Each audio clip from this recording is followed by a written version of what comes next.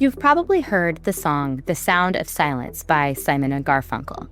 It opens with Hello Darkness, My Old Friend, which, if we're being honest, is quite dramatic, but also effective. So let's roll with it. The song is usually interpreted as a reflection on isolation or a breakdown in communication. But there are two lines that always stand out to me, especially from an intelligence perspective.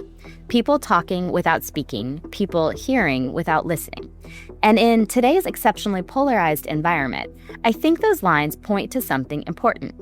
Because the issue isn't always that communication is failing, it's that interpretation is happening very quickly and often without much discipline. The issue here is that silence doesn't stay empty for very long. We fill it with assumptions, expectations, narratives that feel convincing, and often the explanation that we settle on isn't just the most plausible. It's often the one that best aligns with how we already feel, which should make all of us, especially those who work in intelligence or decision-making, a little bit uncomfortable. Welcome to the Unknown Knowns, where intuition meets tradecraft. I'm Dr. Angela Lewis, and this is a space for people who think for a living. Intelligence professionals, leaders, and decision makers navigating complexity, uncertainty, and imperfect information in a fast-paced world. Each week, we'll explore how intuition, bias, and judgment shape the way that we make sense of complexity and how to get better at it. Today's episode is about silence. Not just what it means, but why it doesn't have one definitive meaning, and how context and uncertainty shape the way that we interpret it. Now, you can see this issue with silence play out pretty clearly with public figures. Take someone like Taylor Swift, hypervisible, globally recognized, and under constant, intense scrutiny. There's an almost reflexive expectation now that figures like her will speak out on major political or social issues. And when they don't, at least not immediately or forcefully, people tend to fill in the blanks. Silence becomes complicity, indifference or acquiescence, strategy or calculated neutrality, avoidance. You pick your narrative. But here's the problem. We don't actually know. Whatever the interpretation may be, it often overlooks a much more complex reality because high-profile public figures aren't operating in a vacuum. They're operating in a psychological, organizational, and security environment that most of us can't fully see. And the truth is, we don't actually know their intentions, which means that we can't reliably assign meaning to their communication choices. In intelligence work, we are trained to be very cautious about this. We're trained not to infer meaning from absence, not to treat missing information as a signal, because silence doesn't have one single definitive meaning. It only has meaning in context, and sometimes silence is strategy. So instead of asking, what does this mean, we have to ask, what could this mean?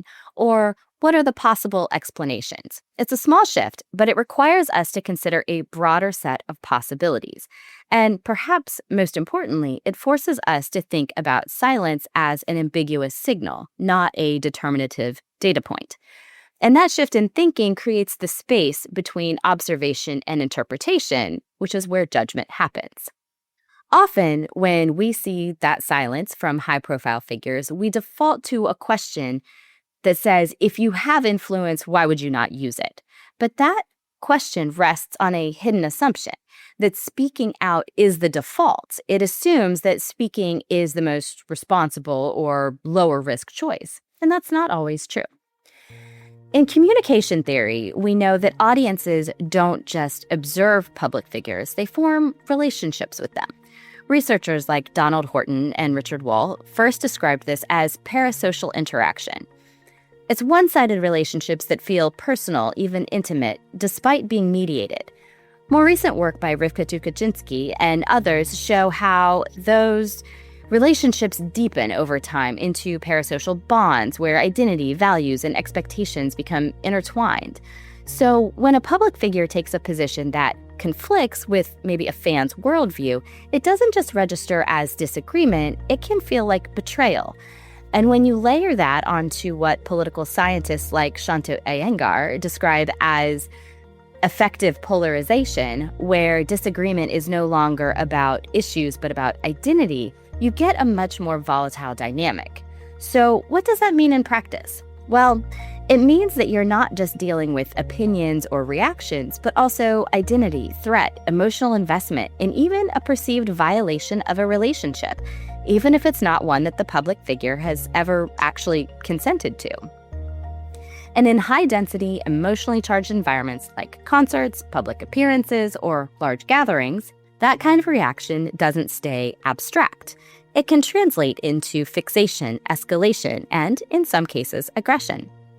Threat assessment research has consistently shown that many actors aren't just expressing beliefs, they're trying to provoke a response, not necessarily because they care about the issue, though they may, but because they want to influence behavior, gain attention, or trigger escalation. In digital environments, this pattern can intensify. And it often follows a predictable cycle: response, escalation, amplification. So from that perspective, silence isn't always absence. Sometimes it's simply a refusal to enter the cycle. And interestingly, this isn't unique to celebrities. We see similar logic in international politics. States will often rely on strategic ambiguity, avoiding clear statements in order to preserve flexibility, avoid escalation, or prevent being locked into a position, because once something is said publicly, it's harder to walk back. So whether you're looking at global politics or high visibility individuals, there's a similar logic. Not every signal is explicit, not every absence is passive, and not every response reduces risk. Which means that what looks like silence may actually be a very deliberate decision about attention, escalation, or risk. So oftentimes, we have a tendency to evaluate silence as a moral choice when, in many cases, it's a risk decision or an intentional context-specific communication strategy. So if silence doesn't have a single definitive meaning, we have to expand the set of possibilities. Because silence is, as I said before, an ambiguous signal. And ambiguous signals require disciplined interpretation. So let's walk through a few common explanations. First, strategic silence. This is intentional non-engagement, a deliberate choice to avoid escalation or deny attention to bad faith actors, or to prevent a situation from getting worse. In many environments, especially highly visible or highly polarized ones, this is not passive, it's calculated. Second, constraint-driven silence. Sometimes people aren't speaking, not because they don't want to, but because they can't. There may be legal constraints, contractual obligations, or significant security considerations. And those security considerations aren't always just about the individual. In high visibility environments, certain figures can function as what's often referred to as a lightning rod. They attract attention, sometimes disproportionate attention, from a wide range of actors, including those who are looking to provoke, disrupt, or garner visibility for themselves. And when that happens, communication doesn't just carry reputational risk, it can also carry physical and security risk. Not just for the individual, but also for their team, their collaborators, and even their broader fan base. Third, information-limited silence. This is often the simplest explanation. Sometimes people don't speak because they don't yet have enough information to say something responsibly. They're still assessing, gathering context, trying to understand what's actually happening. And to be fair, sometimes by the time they feel that they have developed enough information to form a coherent and thoughtful response, the moment has passed. Fourth, deliberate ambiguity. In some cases, silence is a way of preserving flexibility, of avoiding committing to a position too early and being locked into a narrative that might need to change. This shows up a lot in leadership contexts, where saying the wrong thing too soon can create downstream consequences. And fifth, yes, sometimes it is disengagement. Sometimes silence does reflect avoidance or a decision not to engage at all. It is one possible explanation, but it's generally not the only one. The problem isn't that we interpret silence. We are always going to do that. The problem is that we collapse too quickly into a single explanation, usually the one, like I said before, that feels the most obvious, the one that is maybe emotionally satisfying. So we don't just observe silence, we attempt to complete it. This is the same cognitive impulse we've talked about before, that desire to resolve ambiguity too quickly.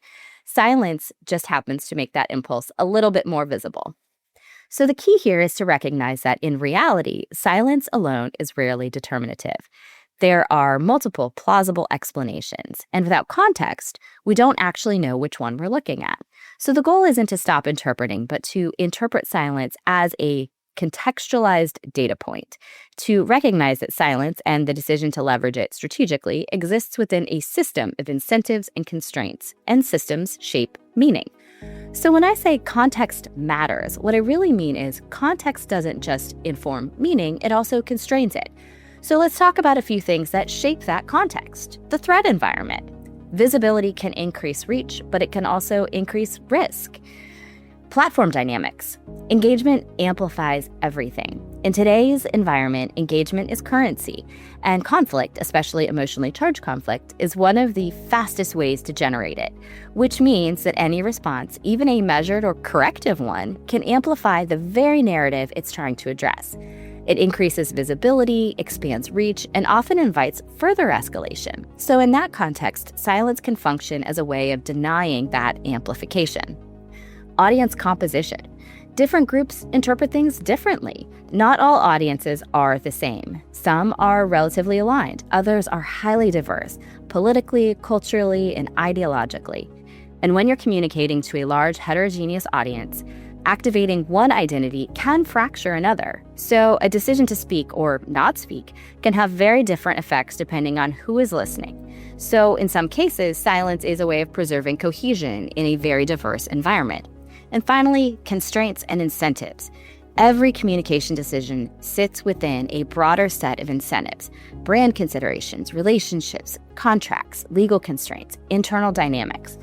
All of these factors shape what is possible, what is advisable, and what carries risk.